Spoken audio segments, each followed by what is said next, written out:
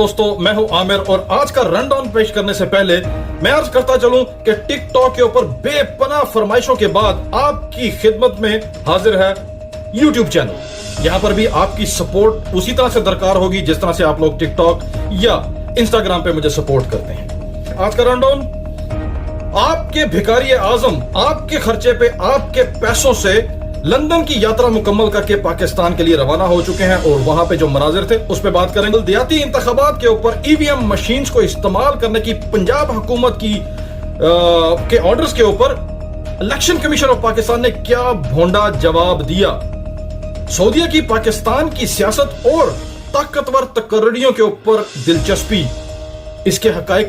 या मुमकिनात क्या हो सकती हैं। चलते हैं आज के व्लॉग की तरफ। इस वीडियो में आपने 5 मकामात पर तवज्जो करनी है, फिर उसके ऊपर मैं अपने कमेंट्स करूंगा। नंबर 1 और नंबर 2,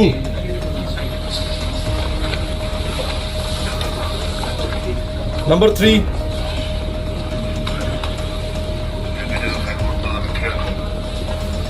नंबर 4,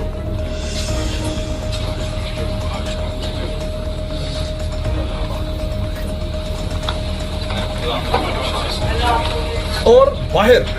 पब्लिक पे तवज्जो रखिए, नंबर 5। अब इसके ऊपर मैं आपको अपने कमेंट्स देता हूं। और कर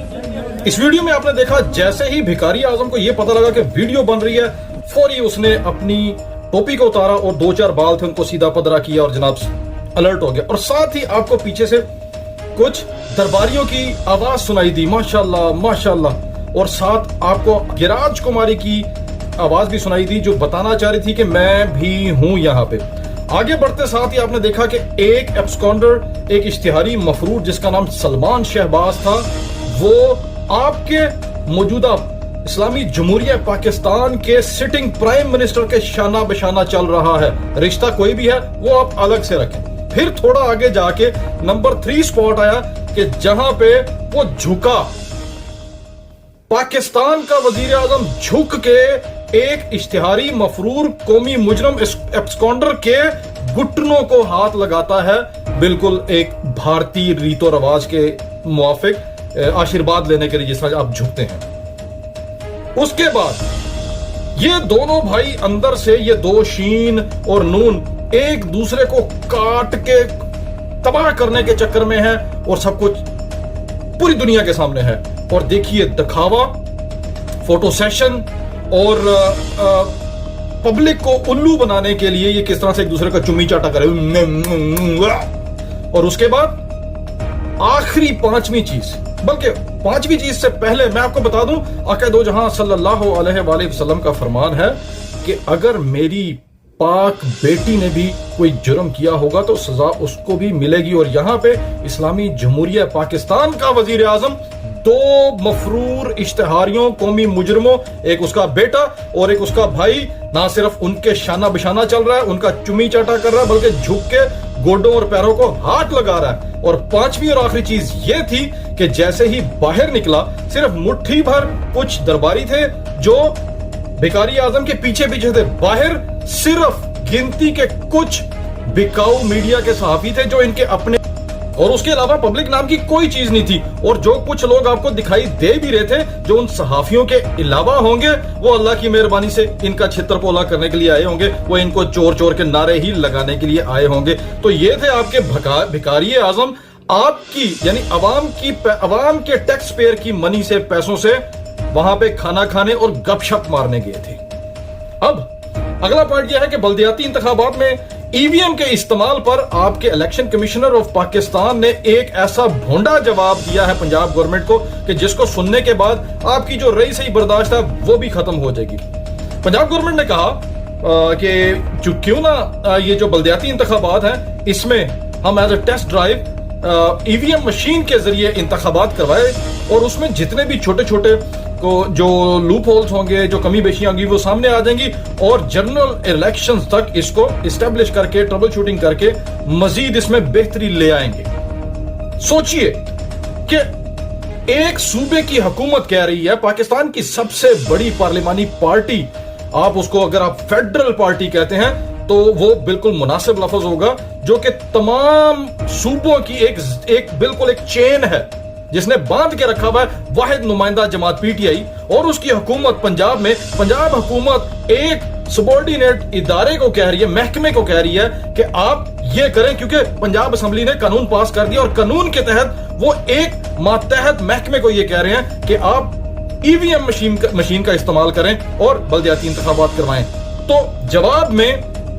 اس کے اوپر باقاعدہ طور پہ کوئی تحفظات یا کوئی کویسچن یا کوئی سوالات اگر ہوتے اس کو پیش کرنے کی، جی ہمیں فلاں فلاں دقتیں ہو سکتی ہیں یا فلاں فلاں ہرڈلز آ سکتی ہیں، یہ رکاوٹیں ہیں، تو آپ اس کو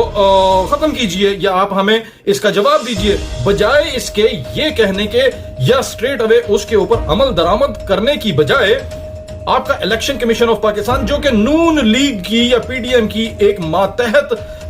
سبسیڈری ہے، اس نے یہ کہا کہ جناب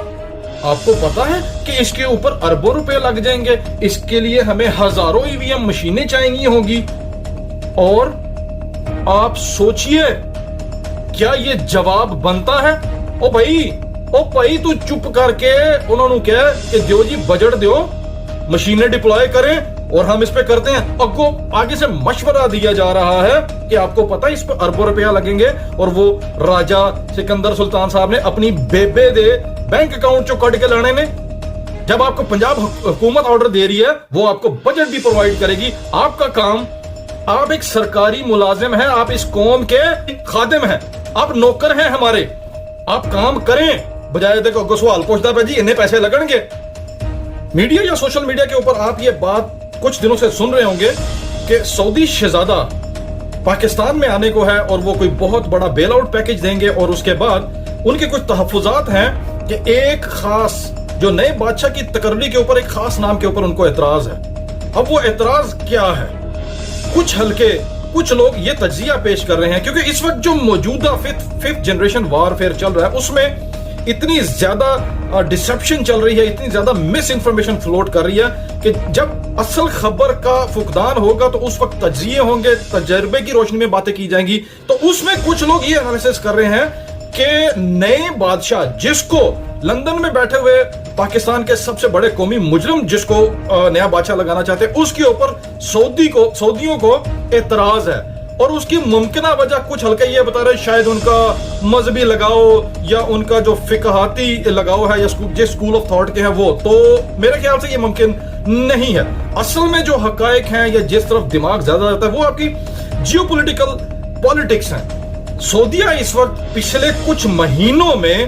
خطے میں ان کی پولیٹیکل سچویشن جو حقائق ہیں وہ مکمل طور پہ بدل گئے ہیں۔ ایران کے ساتھ بیک ڈور جو ان کی مفاہمت ہے وہ، پھر امریکہ کو انہوں نے آنکھیں نکالی، اس کے بعد یہ جو موجودہ قیادت سعودیہ میں ہے یہ ماضی سے کمپلیٹلی ہٹ چکے ہیں۔ یہ یاد رکھیے گا، بادشاہت کے اندر یا اس قسم کے رولنگ سٹائل کے میں بھائی بیٹے جو خونی رشتے ہیں ان پہ بھی اعتبار نہیں کیا جاتا۔ تو کس طرح سے کسی ایک فرد خاص کے اوپر پاکستان میں سات سمندر کے پار وہ کس طرح سے ایسے بغیر مقصد اور مفادات کے دلچسپی ظاہر کریں گے؟ تو